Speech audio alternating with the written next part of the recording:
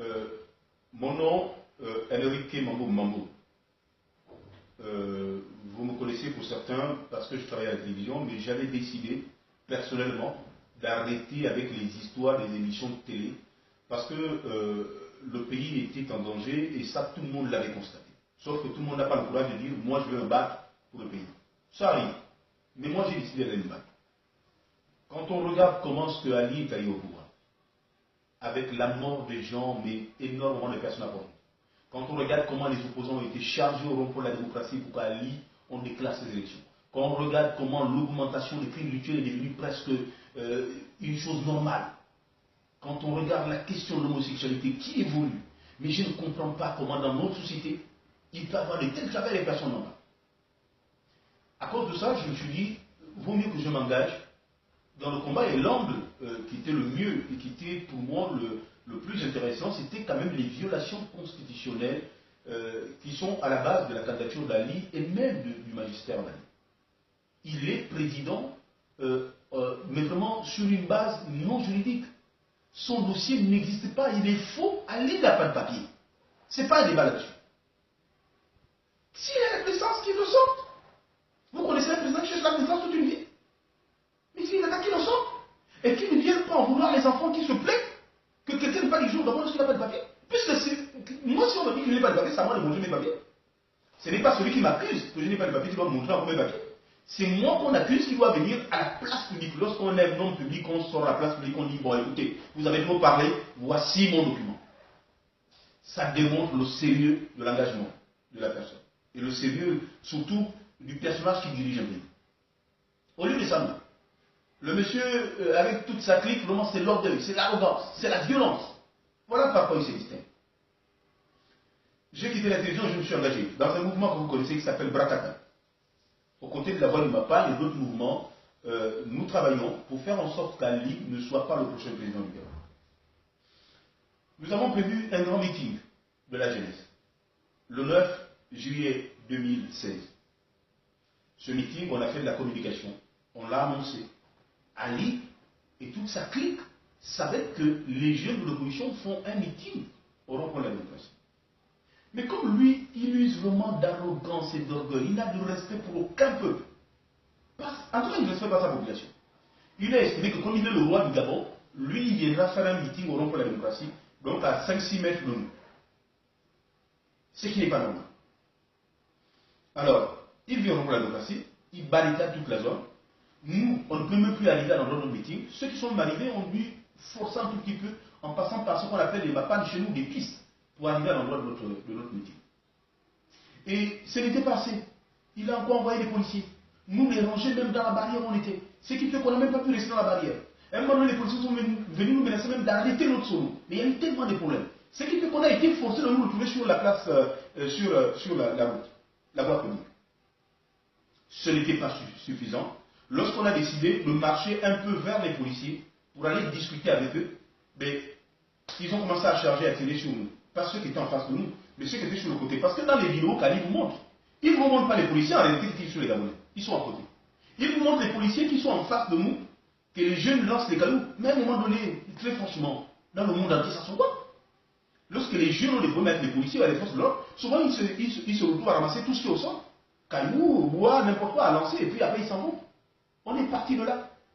Si Ali court, il tremble lui-même sur sa scène, parce qu'il a entendu les bombes lacrymogènes être tirées. Mais c'est son problème. Si les gens qu'il fait venir fouillent son meeting, mais parce que ce ne sont pas ces gens. Parce qu'ils passent le temps à acheter les Gabonais comme des Gabonais pour les amener dans ces meetings. Donc il est normal que si on tire même un simple coup de feu, je rentre chez moi si je ne suis pas militant d'Ali Bongo. Ali Bongo n'a aucun militant. Il n'en a aucun. Il fait le tour du Gabon, il achète des Gabonais, il les transporte comme du bétail, il les réunit sur les places publiques pour montrer aux Occidentaux qu'il a du monde, il n'a personne. Le 9 fini. Ali Bongo rentrera chez lui. Je pense que dans les heures qui suivaient, il avait intimé l'ordre à son directoire de la mafia, parce qu'on n'est pas dans une république normale au Gabon. On est dans une république mafieuse où au sommet il y a un parrain qui s'appelle Ali Bongo. On est dans la Camorra. Genre de dire. C'est la famille Bambino, en fait, qui dirige le Gabon. C'est une mafia, ce n'est pas une république normale. où on assassine, on empoisonne, on détruit la vie des gens dès que vous avez des années contraires. C'est ça le Gabon aujourd'hui. Il donnera l'ordre. D'abord, il va créer une police spéciale, une cellule spéciale, je vais dire, pour dire abattez ces enfants, arrêtez certains, d'autres abattez-les. Il a notamment donné l'ordre d'abattre Ngumpins et Henry Temamou, qui sont, selon lui, les principaux organisateurs du meeting du 9. Le 9, il va arrêter de façon arbitraire et injustifiée des gens comme Jean-Denis Yamaki, qui aujourd'hui sont écroués à la prison centrale, sans jugement, sans rien, et on ne sait pas ce qui se passe, avec 23 autres jeunes qui sont enfermés. Voici la République qu'Ali prétend diriger. Après cet ordre donné à Frédéric Bongo, son frère, qui est chargé en fait de faire le travail, la sale besogne dans la rue. Frédéric Bongo a eu des consignes fermes. Il a dit ça à ses sbires, parce que ce sont les sbires d'Ali qui dirigent, pour dire abattez ces deux enfants. Je me retrouve au niveau d'Atimichos. Je veux récupérer un téléphone. La police judiciaire passe devant moi. Ils garent à quelques pas. Je pense qu'ils m'ont voulu garer devant moi. Ils ont garé à quelques pas. J'étais avec deux de mes accompagnateurs. Et là, ils viennent en courant vers moi. Le temps que je regarde, je me rends compte sur le truc, j'ai dit aux deux, mais ça c'est le gars de la police. Dès que j'ai dit ça, j'avais couru. Je pense que si j'avais perdu quelques secondes, encore là à réfléchir, ils m'abattaient là sur place. Et ils embarquaient mon corps. Ils ont couru derrière moi. Et celui qui était en avance, qui était un peu plus proche de moi, l'autre qui était derrière lui disait, il dit dame-le, dame-le. Et justement, le gars, j'entends le gars qui dit boum. Je prends les. Enfin, Libreville, c'est pas une ville. C'est des endroits construits avec des tôles, des planches, des choses pourries. C'est comme ça que les Gabonais vivent. Et donc je prends tous ces endroits, tous ces mapas, qu'on appelle le Mabouaka chez nous. Et quand je prends, lui, je vois qu'il est un peu détaxé et il court quand même, tous ensemble. Mais à un moment donné, c'est qu'il me sauve. La première chose qui fait que je suis sauvé, par la grâce de Dieu, c'est qu'il y a un ravin. Puisque je ne maîtrise pas cette zone où j'étais. Je tombe dans le ravin. Et en tombant dans le ravin, lui, c'est sûr, m'a dit que je vais sauter. Mais je n'avais pas sauté en fait. J'avais glissé dans le ravin. Et là, il tire une deuxième fois. Mais je comprends. Ça veut dire qu'il y avait comme une coordination de Dieu qui voulait que ça ne me touche pas. Parce qu'au moment où lui tire, c'est au même moment où je glisse. Et donc ça ne me touche pas. Mais après, je me retrouve dans un bras d'anciennes rivières, comme vous connaissez Libreville, dans les quartiers comme vous venez voir, à c'est pas plus, il y a des anciennes rivières, mais autour desquelles il n'y a que des toilettes. Donc des gens balancent des matières fécales dans ces rivières, balancent les détritus, tout ce que vous connaissez, les saletés, les poubelles, c'est là. Et j'ai dû, comme tu ne peux pas courir dans la poubelle, mais j'ai dû marcher. Et puis après, je suis rentré dans cette eau sale. J'étais conscient que j'étais dans les déchets. J'étais conscient que j'étais dans les matières fécales. J'étais conscient que j'étais dans une boue qui était faite que de ça. Mais ma vie en dépendait. Je suis rentré dans cette eau. Et je vous jure que j'ai nagé presque dans la boue et dans l'eau. Jusqu'à ce que j'ai trouvé un bras de rivière. Je suis rentré derrière les fausses cannes qui étaient là, parce que c'était une bouche de fausses cannes. Et j'ai dû me coucher dans l'eau. Dans cette eau sale, dans cette eau de la boue. Mon téléphone était encore allumé, j'avais eu peur qu'il m'appelle parce que forcément il y a mon numéro. Et j'ai dû mettre le téléphone dans la boue. Et je suis resté dans la boue. Mais de voir le policier, pour qui j'ai le plus grand respect, parce qu'ils font un travail de qualité, de constater que finalement dans la police judiciaire, il y a maintenant des groupes qui se créent, de la mafia pour aller éliminer les Gabonais. Alors que la police est payée par le peuple. Ali ne vous paye pas. C'est l'argent du peuple qui paye la police. Mais de voir le policier en qui j'ai confiance. Je sais que si je veux être en sécurité, c'est grâce au policier. De voir le policier fouiller l'herbe. Les gens se disaient, non, fouille là. L'herbe des couchations qui est passée là. L'herbe des couchations qui est passée, ils ont fouillé. Mais je n'avais que le nom de Jésus.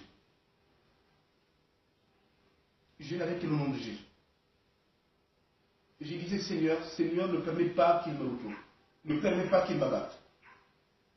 Et par la grâce, ils ne m'ont pas retrouvé. Ils ont fouillé avec des torches, mais j'étais dans l'eau et dans la boue. Ensuite, je suis sorti de là 2 heures après. Je vais tomber sur un gendarme. Un tenu qui est en train de voir son gars avec son collègue, mais c'est après qu'il me dirait que c'est son collègue qui est gendarme. Ils avaient aussi un autre gars qui était un garde de béret rouge. Et de là, c'est son tour en fait, on me dit, mais c'est sûr qu'on tirait tout de suite, j'ai dit oui. Mais le gars, le béret rouge, je crois qu'il savait, il connaissait l'histoire. Il m'a dit, mais c'est à cause de votre histoire de la politique? J'ai dit oui. Il m'a dit, attends, à cause de ça, ils vont tirer sur toi? Les gars m'ont pris, ils m'ont conduit très loin de Libreville. J'ai bien envie de leur dire merci parce que je ne me rappelle même pas du visage d'un seul d'entre eux. Celui qui était à côté de moi me disait dans la voiture, il dit que non, on n'est pas peur, je sais que tu as peur, je te dis sûrement qu'on va te baser, on ne peut pas te baser. Nous, on n'est pas avec Ali. On ne trouve pas normal ce qui se passe, sauf qu'on est des militaires, on est obligé parfois de rester là comme ça. Ils m'ont conduit après Mélène, plus loin. C'est là-bas que j'ai passé la nuit. Et je suis resté dans Libreville. Aujourd'hui, les jeunes sont arrêtés, ils sont violentés, torturés. Je prends le cas de Fortuné, je prends le cas de l'autre. Vous ne pouvez pas imaginer ce qui se passe dans les geôles de la prison, de la PJ ou encore des prisons secrètes d'Ali à la présidence. C'est grave ce qui se passe. Imaginez un président de la République qui s'assoit sur le bureau qui a été acheté par l'argent du contribuable et qui dit à son frère, Frédéric Bongo, va, voilà la cellule spéciale qui a été mise en place, il faut éliminer des gens comme Moupins, comme Enrique. Mais comment un tel ordre peut être donné? Comment un tel ordre peut être donné par un président de la République qui a pour mission de nous protéger? Mais l'honneur de l'ordre pour aller assassiner les jeunes vient de lui. C'est qui est suffisamment grave. J'ai envie de dire juste à Ali qu'en fait, on a peur. Parce que quand tu poursuis quelqu'un pour l'éliminer, forcément il a peur. Mais il faut dire à Ali qu'on ne reculera pas. Ce n'est pas nous qui avons dit à Ali de ne pas avoir les papiers dans sa vie. Ce n'est pas nous qui avons dit à Ali de vivre dans le mensonge dans sa vie. Ce n'est pas nous qui avons dit à Ali de gérer un pays dans l'arrogance, dans l'orgueil. Ce n'est pas nous qui avons dit à Ali Bongo d'arriver d'abord de façon frauduleuse au pouvoir et de prendre une colonie d'étrangers. Vraiment des leaders de bois de nuit comme les Bakombressi qui viennent diriger les Gabonais. Ce n'est pas nous qui lui avons dit ça. Il s'est mis tout son camp en dos à cause de ce genre de décision. Je ne sais pas quel est le lien qu'il a avec Bakombressi pour maintenir un homme qui n'a aucune compétence au sommet de l'État gabonais, notamment à la tête de la présidence de la République en devenant son directeur de cabinet. Mais ça, ce sont ses affaires. Ce que je veux en revanche dire, c'est que c'est triste de voir la communauté internationale, l'Union européenne, les Américains arriver au Gabon, faire des conférences, dire l'élection va se passer. Mais est-ce qu'ils savent réellement ce que vivent les Gabonais, ces gens-là? Ils dorment dans les hôtels, ils se baladent dans des grosses voitures, et ils repartent. Mais voilà ce que l'Union européenne va faire. À la fin de l'élection, ils vont dire que l'élection s'est globalement bien passée, à part quelques irrégularités, et donc l'élection peut être valide. Ils le disent dans tous les pays. Il y a l'impression que c'est déjà écrit, leur discours. Les observateurs n'ont pas pour mission de venir cautionner les violations constitutionnelles. Si vous dites à Kabila de ne pas être candidat, pourquoi vous ne dites pas aller présenter un peu un acte de naissance pour prouver qu'il ne viole pas la constitution gabonaise? Pourquoi vous ne le faites pas? Donc, monsieur Ali Neuf, parce que là encore, pour qu'on t'appelle véritablement Bongo, il faut que tu démontres par l'acte de naissance que Bongo est ton père. Mais pour qu'on ait la confirmation que Bongo est ton père, il faut que l'acte de naissance soit vrai. Mais pour le moment, les seuls papiers que tu as présentés sont faux, même s'ils sont 15 ou 20. C'est tout ce qu'on sait. Par contre, Ali, laisse ta barbarie. Arrête d'envoyer Frédéric Bongo et d'éliminer les gens. Je ne sais pas pourquoi il agit comme un valet, il devait comprendre que c'est un homme normalement constitué. Il n'est pas obligé d'exécuter tout ce que tu lui dis. Il n'est pas obligé d'exécuter les ordres que le médecin Kondesi qui vient diriger au Gabon lui. Il faut que les militaires gabonais sachent, les gendarmes, les policiers, qu'en fait, nous, on a le plus grand respect pour vous, les gars. Arrêtez. On est tous du même avocat. On paye tous les unités d'État. On subit tous les mêmes choses. Vous êtes tous conscients qu'Ali n'a pas de papier? Tous les militaires le savent. Mais je sais dans quel camp vous êtes. Mais il faut parfois aussi contrer les petits groupes qui se créent dans la police et qui deviennent des groupes mafieux pour aller éliminer vos frères gabonais. Il faut devenir des groupes pouvoir. Ce n'est pas acceptable. Ce n'est pas acceptable. Ali n'a qu'à laisser son orgueil, son arrogance, libère Yama. Jean-Denis Yama n'a pas besoin d'être emprisonné, je ne sais pas quel est le motif pour lequel tu regardes. Les jeunes que tu as pris avec lui, tu es maintenant bloqué pour les libérer, parce que quand tu n'arrives pas à libérer Jean-Denis, tu ne peux pas libérer les jeunes que tu as pris avec lui, puisque si tu libères les gens, on va dire que finalement pas égal Yama. Libère les gens, tu n'as pas besoin de faire des gens des prisonniers. Aujourd'hui, ma vie continue d'être menacée. Je suis recherché partout, avec mon pays, par la police criminelle d'Ali. Je n'ai rien fait de mal à part défendre la Constitution. Je n'ai rien fait de mal à part défendre l'intérêt du Gabon. Et je vais continuer à le faire. J'irai désormais sur les places publiques. S'il y a lieu de me tuer, il me trouvera sur les places publiques. Comme ça, moi, il me tuera devant tout le monde. Parce que tout c'est faux, à un moment donné. Tout c'est faux.